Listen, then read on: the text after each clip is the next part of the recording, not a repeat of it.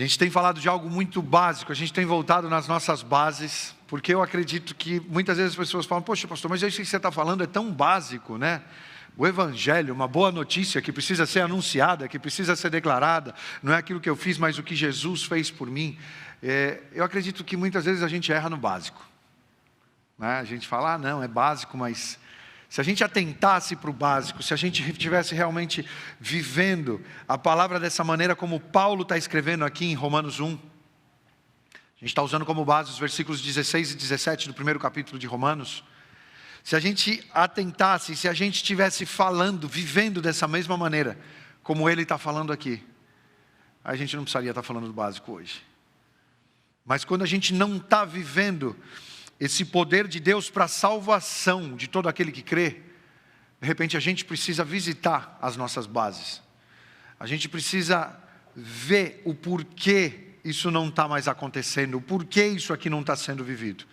Então, mais uma vez, eu quero ler com vocês. E quem sabe depois dessa série a gente vai estar com esse texto de memória, né? Romanos 1, versículos 16 e 17 diz o seguinte: não me envergonho do Evangelho, porque é o poder de Deus para a salvação de todo aquele que crê. Primeiro do judeu, depois do grego, porque no Evangelho é revelada a justiça de Deus. Uma justiça que do princípio ao fim é pela fé. Como está escrito: o justo viverá pela fé. É um texto tão curto, mas que me ensina tanto. Esse lugar de fé que muitas vezes a gente não quer estar. Esse lugar de fé que muitas vezes a gente inclusive foge dele. Não, sou eu. É o que eu posso, é o que eu tenho. É a minha dedicação, é a minha entrega. Inclusive hoje a gente vai falar um pouco sobre isso. É o meu arrependimento. A profundidade do meu arrependimento, e não se trata disso. A gente parte desse ponto onde é aquilo que foi feito por mim. É a entrega de Jesus na cruz que me alcança e me transforma. E para a alegria das mulheres eu vou ler na versão a mensagem, porque eu gostei demais desse texto aqui na mensagem, que diz o seguinte: são notícias que tenho orgulho de proclamar. Essa extraordinária mensagem que revela o magnífico plano de Deus de resgatar todos os que confiam nele, começando pelos judeus, mas abrindo a porta para todos os outros povos. O modo de Deus tornar justo o ser humano se manifesta em atos de fé, confirmando o que as Escrituras dizem: aquele que vive de modo justo diante de Deus, confiando nele, vive de verdade. É até aí. Então a gente vem falando disso. Nas duas primeiras mensagens nós falamos de algo que foi feito, de uma boa notícia, que precisa ser declarada, que precisa ser proclamada, né? E a gente levantou essa questão de por que muitas vezes a gente não está vivendo dessa maneira. E a gente entendeu que quando o nosso relacionamento com Deus não está da maneira como deveria estar, né? Quando ele foi quebrado, isso acaba afetando todos os nossos relacionamentos. Com pessoas, com nós mesmos, com a criação do Senhor, surgem uma série de conflitos. E a nossa ideia aqui é ir na base, é ir no início, né? Ou seja, a gente está buscando aqui a restauração desse relacionamento, desse andar de perto, desse andar junto, desse andar lado a lado. Essa é a nossa intenção, em tudo que nós fazemos, em tudo que a gente se empenha aqui na vida. Essa é a intenção, colocar as pessoas em contato com Deus, restabelecer esse relacionamento com Ele. Não é numa personalidade, não é num sistema de trabalho, não é numa estrutura, não é nada disso. É você e Deus. Porque quando isso for restabelecido, isso vai afetar todas as áreas da tua vida. Isso vai mudar a tua maneira de existir. E para isso hoje eu quero usar um outro método. Eu quero fazer aqui perguntas e respostas. Fica tranquilo que você não vai precisar responder nada. Eu mesmo vou perguntando e respondendo, de acordo com a palavra do Senhor. Para eu entender primeiro quem sou eu, de onde nós viemos. De onde nós viemos? E a resposta aqui é Deus. Nós viemos dele, criados por ele. Ele nos criou para algo muito especial. E voltando, né, em algo que a gente ensina muito nos discipulados, e eu lembro a última vez que eu fiz o discipulado com os nossos adolescentes aqui, né? Logo mais no começo da igreja, era uma das questões que eles faziam muitas perguntas, né?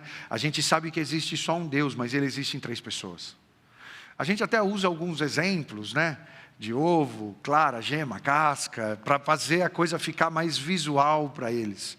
Mas eu quero que você entenda que existe Deus Pai, Deus Filho, Deus Espírito Santo. Todos eles se amam, todos eles se servem, todos eles se apreciam desde a eternidade.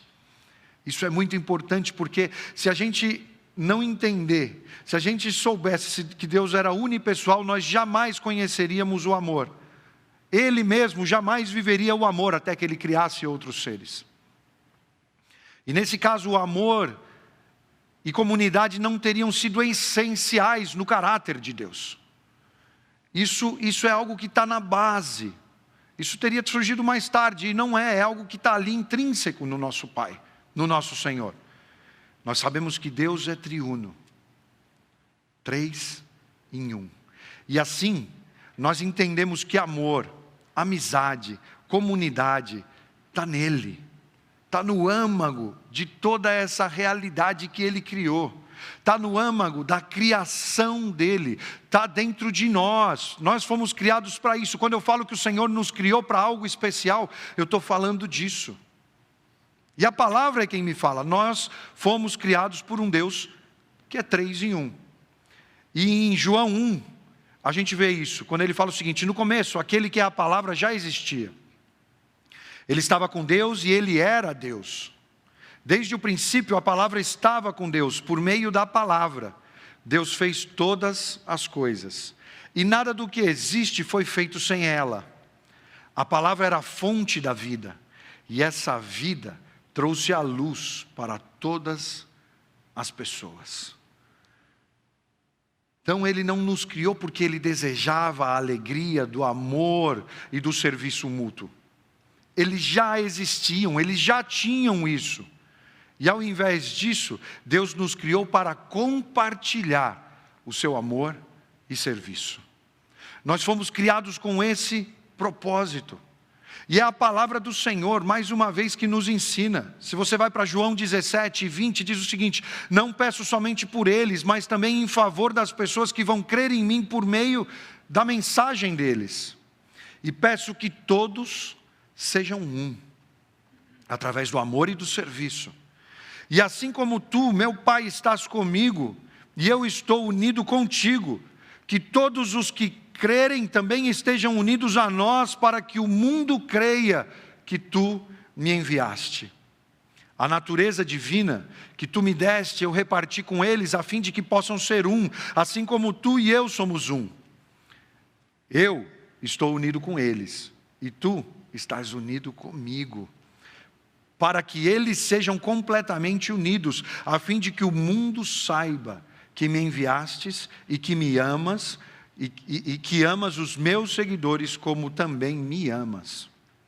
Pai, quero que onde eu estiver, aqueles que me deste, está falando da gente, estejam comigo, a fim de que vejam a minha natureza divina, que tu me deste, pois me amaste antes da criação do mundo.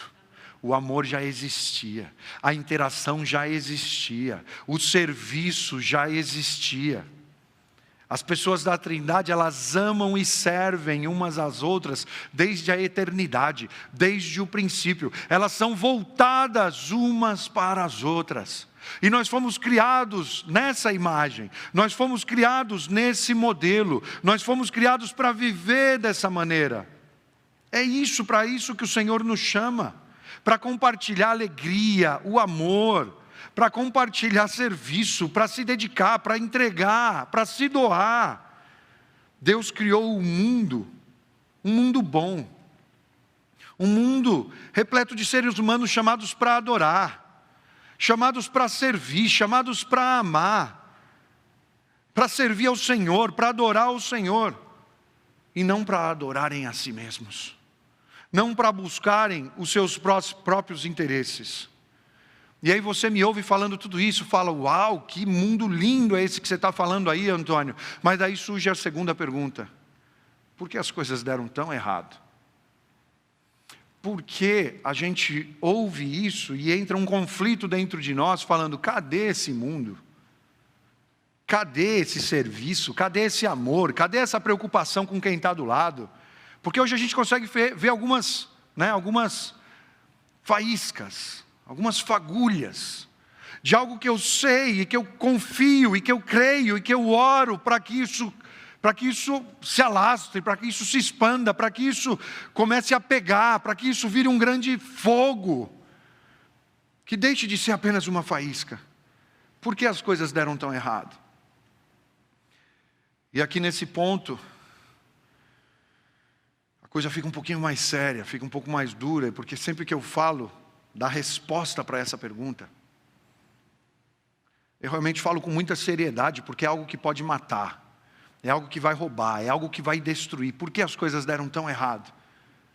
Por causa do pecado. Porque a gente permite que essa ação que tem tanto poder para nos separar, para romper, como fez desde o princípio, romper esse relacionamento. Deus nos criou para adorá-lo, para servi-lo, para amar ao próximo. E se nós vivêssemos dessa forma, nós seríamos completamente felizes. Iríamos usufruir de um mundo perfeito. Mas eu quero te dizer que o homem se afastou de Deus. O homem se rebelou contra a autoridade de Deus. O homem falou, tranquilo, eu sou suficiente, eu quero fazer as coisas à minha maneira, eu quero fazer as coisas do meu jeito. Eu quero viver a minha vontade. Eu quero viver o meu querer. Ao invés de viver para Deus, ao invés de servir e amar o próximo, a humanidade começou a viver centrada em si mesma. É o que eu quero, é o que eu estou batalhando, é o que eu estou lutando, é para mim. O eu assumiu a posição central. E toda vez que você colocar o eu na posição central, eu posso te dizer com toda certeza que as coisas não vão terminar bem. A gente não sabe o que a gente quer. Hoje a gente quer uma coisa, amanhã a gente já muda.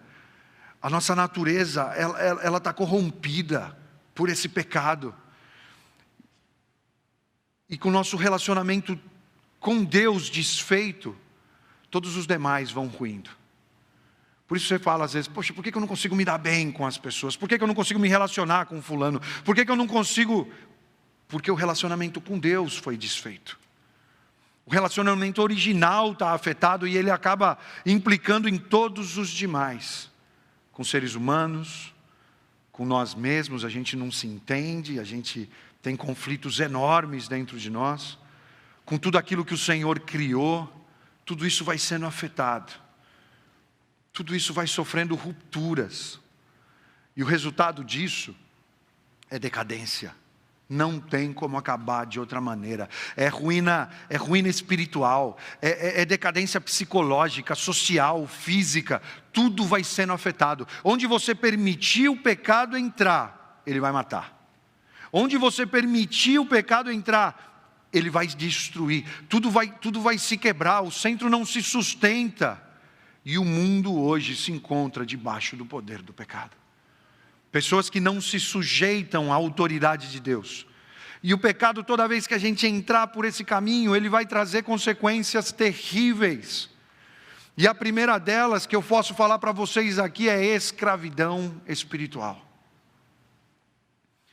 Você pode crer ou não em Deus, mas de qualquer forma, em algum momento nós nunca fazemos dele nosso maior bem, nossa esperança, nosso amor, nossa primeira busca, o nosso primeiro recurso, a nossa primeira alternativa. Não, a gente não faz desse jeito. Romanos 6, do 15 ao 18, diz o seguinte: o que isso quer dizer? Vamos continuar pecando porque não somos mais controlados pela lei, mas pela graça de Deus? É claro que não, pois vocês sabem muito bem, quando se entregarem a alguma pessoa para serem escravos dela, são de fato escravos dessa pessoa a quem vocês obedecem.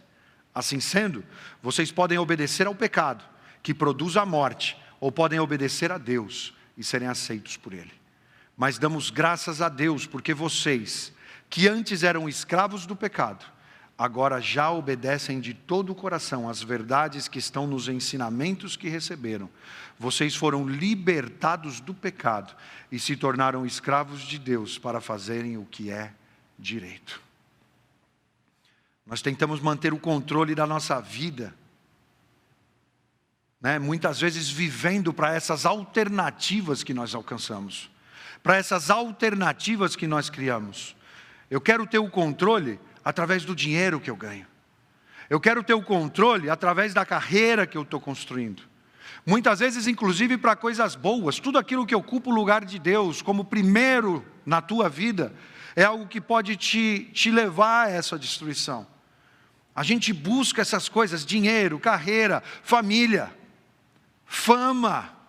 Para que eu quero ser conhecido? Para que eu quero que o Senhor me coloque nessa plataforma? Quantas pessoas se escondendo no sexo?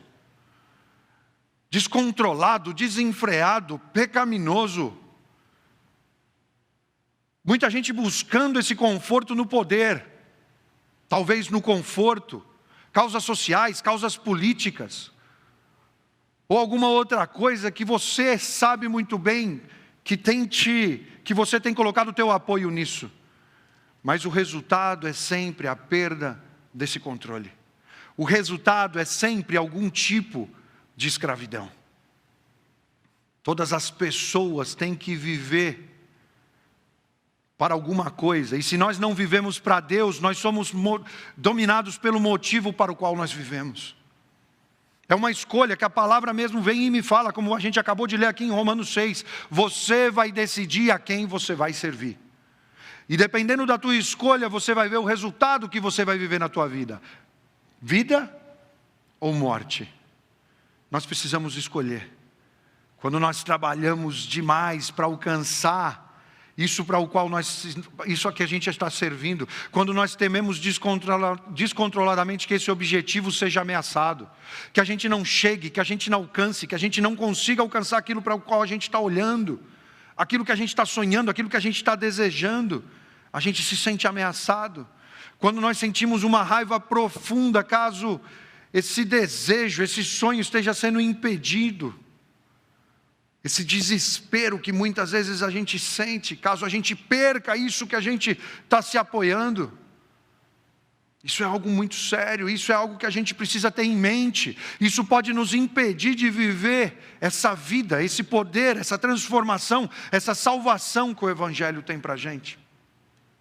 Eu estava lendo um texto e falou muito comigo de uma pessoa que com certeza estava desesperada por se identificar nessa situação. Ele escrevia romances, o nome dele era David Foster Wallace. E ele, num discurso para os formandos do Daniel College, em 2005, ele falou o seguinte: todo mundo adora alguma coisa.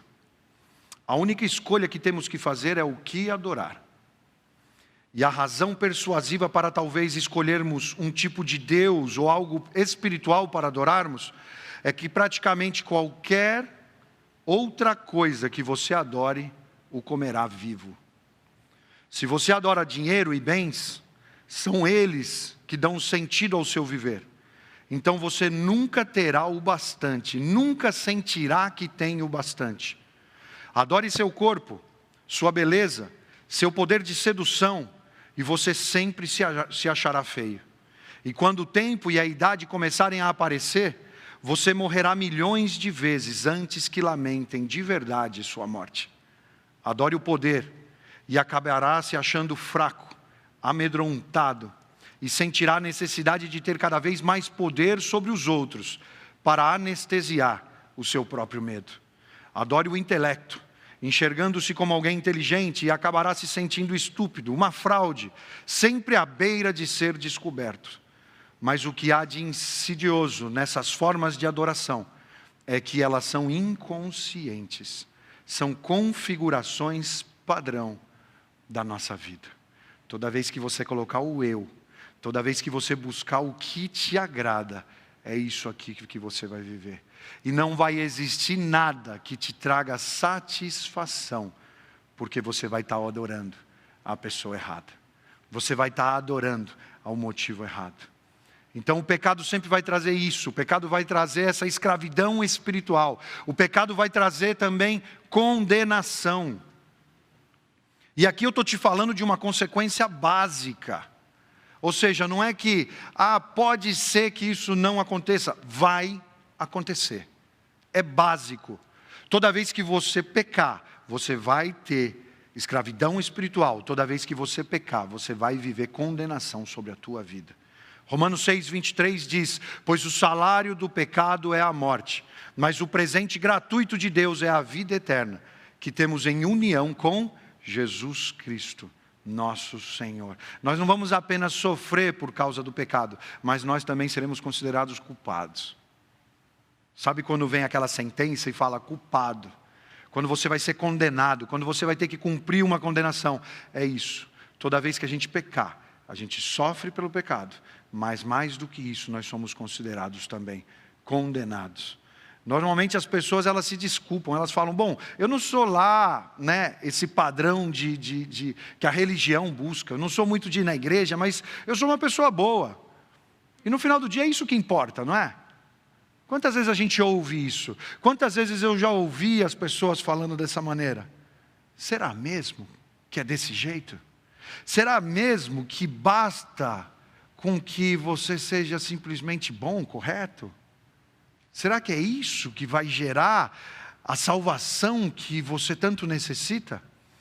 E aqui eu quero contar uma história. Imagina uma senhora, uma viúva pobre, ela tem apenas um filho. E ela ensina esse menino como ele deve viver. Ensina ele a falar sempre a verdade, ser honesto, trabalhar duro, ajudar sempre que ele pode aos pobres. Ela ganha muito mal, mas com o pouco que ela consegue economizar, ela ajuda o filho a terminar a faculdade. Com muito esforço ela faz isso. Mas daí a gente vai continuar também imaginando nessa história, que esse rapaz, depois que ele se forma, ele esquece da mãe. Ele mal fala com ela. Ele sempre envia cartões de Natal, mas ele não a visita, ele não atende às suas ligações, ele não responde suas mensagens de texto.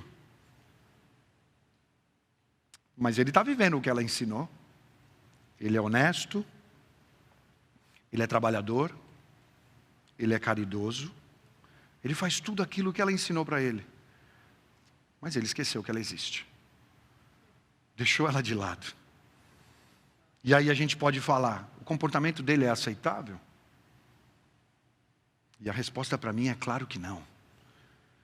Será que não deveríamos, apesar de viver corretamente, como muitas pessoas aqui acreditam que estão fazendo isso é suficiente, Será que a gente não pensaria dessa maneira, que esse rapaz estava fazendo algo condenável por negligenciar o relacionamento com a pessoa a quem ele deve simplesmente tudo?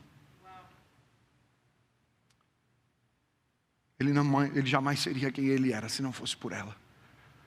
Ele jamais viveria aquilo que ele estava vivendo se ela não tivesse feito o que ela fez.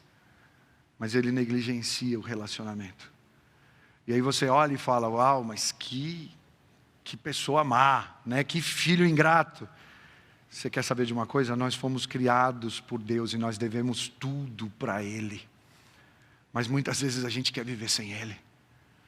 Muitas vezes a gente acha que a nossa justiça basta, que a nossa maneira de viver vai bastar, que a gente vivendo de modo decente é bastante, mas eu quero te falar, não é o bastante. Todos temos uma dívida, nós fomos criados com um propósito, nós fomos criados para viver aquilo que Ele tem para nós. Aí você fala, poxa Antônio, então tinha um mundo perfeito, não funcionou porque o pecado destruiu tudo, gerou isso na vida das pessoas. O que a gente pode fazer para resolver isso? Essa é a terceira pergunta. O que vai restaurar essas coisas? E a resposta é muito simples. Cristo. Amém. Nele a gente encontra a vida. Nele a gente encontra nosso propósito. E no momento em que a gente vive o propósito para o qual Deus nos criou, tudo muda. E aí vamos lá, vamos para o discipulado, vamos para a lição. Ele encarnou, Jesus veio a essa terra, encarnou para promover essa restauração. Ele era Deus, Ele se esvaziou, Ele veio aqui, assumiu forma de servo. João 1,14 diz: a palavra se tornou um ser humano e morou entre nós, o verbo, cheio de amor e de verdade.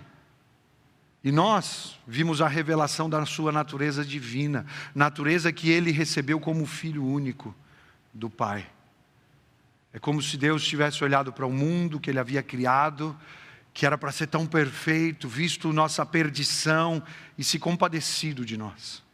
E nesse momento ele se coloca dentro dessa história como um personagem principal. Ele é o personagem principal. Não sou eu quem estou no centro. Não é para mim, é ele o personagem principal. E João 3,16 diz: porque Deus amou o mundo tanto que deu o seu único Filho, para que todo aquele que nele crê não morra, mas tenha a vida eterna. Ele veio e ele morreu. O Filho de Deus veio ao mundo como homem, encarnou e se entregou. Encarnação gera transformação. Encarnação gera esse restabelecimento. Outra coisa, vamos continuar nosso discipulado: substituição. O que significa substituição? Eu vejo como a segunda maneira de Jesus restaurar as coisas. Eu vejo como a segunda maneira do Senhor colocar tudo no seu lugar. Por causa da nossa culpa e condenação, Deus, Ele é justo.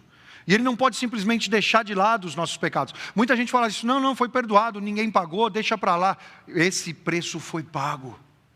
Alguém pagou essa conta. Sentir pena, sentir não é suficiente. Não, mas eu me arrependo, isso não é suficiente. É como um juiz que pega um criminoso e vê que ele está arrependido e fala: tá bom, então vai para casa e não faz mais. Nem os juízes dessa terra fazem isso, quanto mais Deus. Não é desse jeito. Mesmo quando nós perdoamos erros cometidos contra nós, nós não podemos fazê-lo sem custo. Alguém vai pagar essa conta. Se uma pessoa nos fere e toma recursos da gente, ofere nossa reputação ou felicidade, nós podemos obrigá-la a restituir isso, ou nós podemos perdoar. Mas quando nós perdoamos, isso significa que nós vamos absorver o custo disso sem nenhuma compensação. Mas o preço está sendo pago. Por que eu estou dizendo tudo isso? Porque Jesus viveu de modo perfeito. Foi o único ser humano que conseguiu fazer isso. Ele não tinha pecado. Nunca teve pecado. E aí quando a gente olha dentro da nossa lógica, no fim da sua vida ele deveria ter recebido bênçãos. Ele deveria ter recebido aceitação. E nós sim, porque nós vivemos em pecado, no fim das nossas vidas nós merecíamos rejeição. Nós merecíamos condenação, porque é o que a gente aprendeu aqui. É o que a palavra do Senhor nos ensina. Mas daí eu vou em Romanos 3:9 e ele diz o seguinte: então será que nós, os judeus, estando em melhor situação do que os não judeus? De modo nenhum. Já mostrei que todos, judeus e não judeus, estão debaixo do poder do pecado. Como dizem as Escrituras Sagradas, não há uma só pessoa que faça o que é certo. Mas aí o tempo se completou. Chegou a hora do final dessa vida de Jesus. E Ele recebe no nosso lugar. Lembra que a gente está falando de substituição.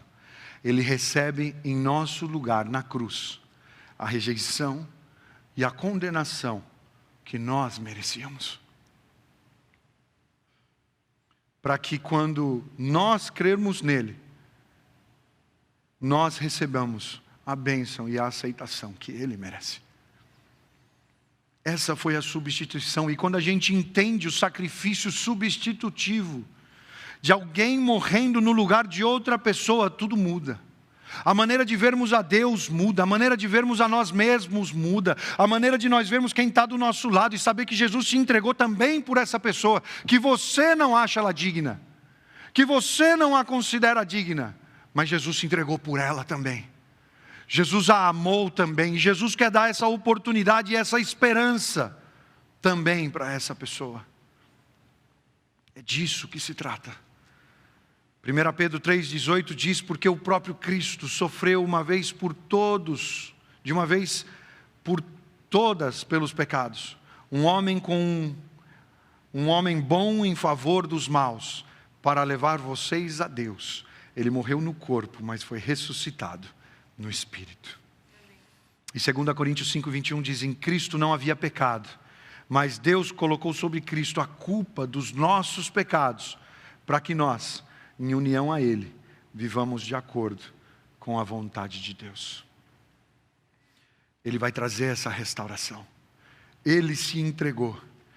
E essa restauração vai vir através dessa restauração final de tudo que deu errado nesse mundo. De todo esse plano que saiu do planejado, porque o homem decidiu se afastar de Deus. Na primeira vez que Jesus veio a esse mundo, Ele veio exposto, Ele veio em fraqueza, para sofrer no nosso lugar, por nossos pecados, para pagar esse preço em substituição. Mas na segunda vez que Ele vier, aleluia, Ele vai vir para julgar o mundo, dando fim a toda a maldade, todo o sofrimento, toda a decadência e morte. A palavra é quem me ensina isso. Romanos 8:19 diz, o universo todo espera com muita impaciência o momento em que Deus vai revelar o que os seus filhos realmente são. Pois o universo se tornou inútil, não pela própria vontade, mas porque Deus quis que fossem assim. Porém existe essa esperança. Um dia, o próprio universo ficará livre do poder destruidor que o mantém escravo e tomará parte na gloriosa liberdade dos filhos de Deus.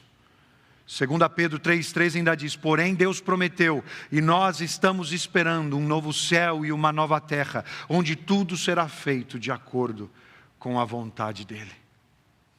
Essa é a nossa esperança. Através disso o Senhor vai trazer essa restauração.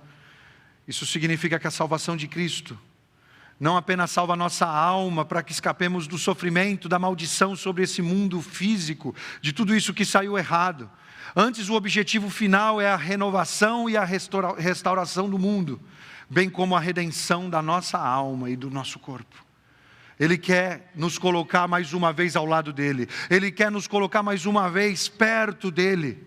E como eu posso ser restaurado? E aqui entra algo muito básico e muito direto, que todos nós precisamos aprender e colocar em prática hoje. A resposta de como eu posso ser restaurado é através da fé. É impossível vivemos qualquer tipo de restauração sem fé. Jesus morreu por nossos pecados e ressuscitou. E pela fé em Jesus, nossos pecados podem ser perdoados e podemos ter a certeza de que viveremos com Deus para sempre. Mas o que significa crer? O que significa ter fé?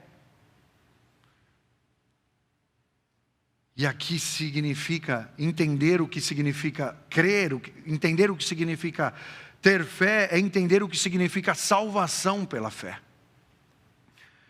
Crer em Cristo não significa que nosso passado está perdoado, que iniciamos uma nova vida e que temos que nos empenhar em vivermos melhor do que nós vivíamos antes. Não é disso que se trata. Se você entende dessa maneira, sabe o que está acontecendo? Você continua colocando a fé em você mesmo. Ou seja, você é seu próprio Salvador. É aquilo que você pode fazer, é aquilo que você consegue, é aquilo que você merece. E se a gente entrar por aí, você não vai gostar das respostas que a gente vai encontrar aqui hoje.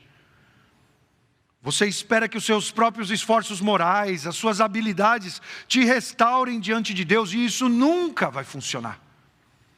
Isso nunca vai acontecer. Ninguém tem capacidade para isso. Até os nossos melhores feitos, até as pessoas que você olha e fala assim, uau, mas essa pessoa é muito entregue, ela é muito dedicada. Até os nossos melhores feitos, eles são manchados por motivações egoístas e impuras. Esse é o ser humano. E o Evangelho é uma boa notícia, que nós cremos no Salvador. Quando nós cremos nesse Salvador, não há mais condenação alguma para aqueles que creem. Não é pelo que eles fizeram, mas sim pelo que Jesus fez por eles. Romanos 8:1. Agora já não existe nenhuma condenação para as pessoas que estão unidas com Cristo Jesus. Depositar a fé em Cristo não é questão de esforço cada vez maior. não é da questão da tua dedicação, mas significa deixar de confiar em si mesmo e passar a confiar em Jesus e descansar nele. Significa pedir: Pai, me aceita. Não pelo que eu fiz, não pelo que eu faço, não pelo que eu vou fazer, mas pelo que Jesus fez no meu lugar.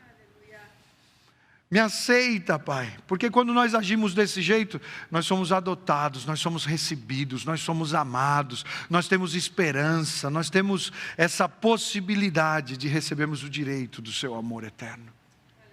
É esse amor que o Senhor te oferece hoje, é esse amor que o Senhor quer te entregar hoje. A palavra diz em João 1, versos 12 e 13, porém alguns creram nele e o receberam. E a estes ele deu o direito de se tornarem filhos de Deus. Eles não se tornaram filhos de Deus pelos meios naturais. Isso é, não nasceram como nascem os filhos de um pai humano. O próprio Deus é quem foi o pai deles. É algo que a gente precisa entender. É algo que a gente precisa ter em mente, é que nós não somos salvos pela qualidade da nossa fé, mas sim pelo que Jesus fez por nós. O mérito jamais vai ser seu, jamais. O Senhor já fez tudo o que era necessário para que nós fôssemos salvos. E é fácil muitas vezes pressupor que ser salvo pela fé significa que Deus vai agora nos amar por causa da profundidade da minha atitude. Não, eu me arrependi, eu mudei de rumo, eu mudei de atitude, eu já não falo o que eu falava, eu já não faço o que eu fazia, e a gente fica pressupondo que Deus vai agora me amar por causa daquilo que eu estou fazendo, por causa da nossa fé, mas mais uma vez isso nos torna, ainda que de maneira sutil, os nossos próprios salvadores. A gente tira, de Jesus e coloca na gente essa responsabilidade. O que nos salva não é o tamanho da fé, mas o objetivo da nossa fé. Quais têm sido os teus motivos, a tua motivação, a maneira como você tem vivido? É você quem está no centro, ou você tem recebido esse sacrifício? Você tem permitido que esse evangelho, que essa boa notícia de salvação, poderosa para transformar a tua existência, realmente tenha valor sobre você? É disso que se trata. A fé é salvadora. Não é um nível de certeza psicológica. Muita gente acredita nisso. Não, se eu pensar, se eu visualizar, se eu mentalizar aqui, as coisas vão mudar. Não é isso, não é essa certeza psicológica. A fé salvadora, ela é um ato de vontade que nos leva a descansar, não mais em nós, não em quem a gente conhece, não na nossa capacidade, mas ela nos leva a descansar em Cristo, nos fazendo nos entregar totalmente a Ele, porque Ele se entregou totalmente por nós. Por isso hoje eu quero te animar, eu quero te incentivar através da palavra do Senhor para que você faça isso, para que esse ato de vontade te leve a descansar nele, a confiar nele, a se entregar para Ele. A palavra do Senhor me fala em Marcos 8, aí Jesus chamou a multidão e os discípulos e disse: se alguém quer ser meu seguidor, que esqueça dos seus próprios interesses, esteja pronto para morrer como eu vou morrer e me acompanhe. De repente é por isso que muita gente não está disposta a viver essa entrega. De repente é por isso, porque quando você vai viver aquilo que o Senhor realmente tem para você, você vai passar a deixar o teu eu de lado, você vai passar a deixar a tua vontade de lado, você vai passar a colocar os teus planos num segundo plano e vai viver aquilo que Ele tem para a tua vida. A palavra do Senhor ainda me fala: escutem, eu estou à porta e bato. Se alguém ouvir a minha voz e abrir a porta, eu entrarei na sua casa e nós cearemos juntos, nós jantaremos juntos. Apocalipse 3:20. O Senhor te chama hoje. O Senhor está à porta batendo em cada coração, em cada vida. Nós precisamos nos entregar, porque Jesus foi até o fim para que nós tivéssemos esse acesso novamente a Deus. reconectar, restabelecer esse relacionamento com Ele, não é que vai melhorar, vai mudar totalmente a nossa existência. Ele fez isso para que nós pudéssemos restabelecer esse relacionamento com o nosso Criador. Ele fez isso para que a gente pudesse falar como Paulo falou: eu não me envergonho do Evangelho, eu não me envergonho do que foi feito, porque isso transformou a minha vida, isso mudou o meu propósito, isso mudou a minha existência, isso mudou quem eu sou. Mas não vai bastar um pensamento positivo, não vai bastar uma atitude que você acredita ser moralmente correta. Você vai precisar viver o poder da cruz sobre a tua vida. E hoje nós temos a oportunidade de vivermos tudo o que Deus nos criou para vivermos. Nós temos a oportunidade de viver esse propósito do Senhor. E depende somente desse ato de vontade. Mas é um ato de vontade de nos entregarmos nas suas mãos e descansarmos nele. De nos entregarmos para vivermos aquilo que Ele tem para nós. Por isso hoje eu quero te dizer: entrega a tua vida para o Senhor.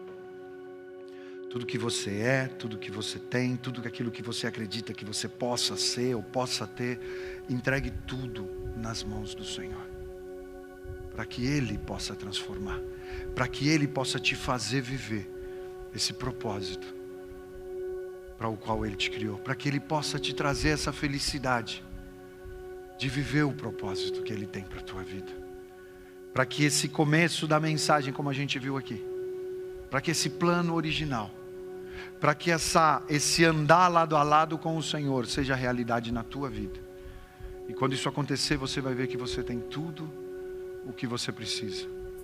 Já não vai ser se as coisas estão acontecendo do jeito que você esperava ou não. Já não vai depender se você está ganhando ou perdendo. Já não vai depender se você está no lugar que você gostaria de estar ou não está. Você vai saber que quando você está caminhando com o Senhor, você tem tudo aquilo que você precisa. Onde você estiver, vivendo com quem você viver, você vai saber que você tem tudo aquilo que você precisa. Que você vive de propósito. Que você vive o plano dele para a tua vida. Que você vive a vida que ele tem para você.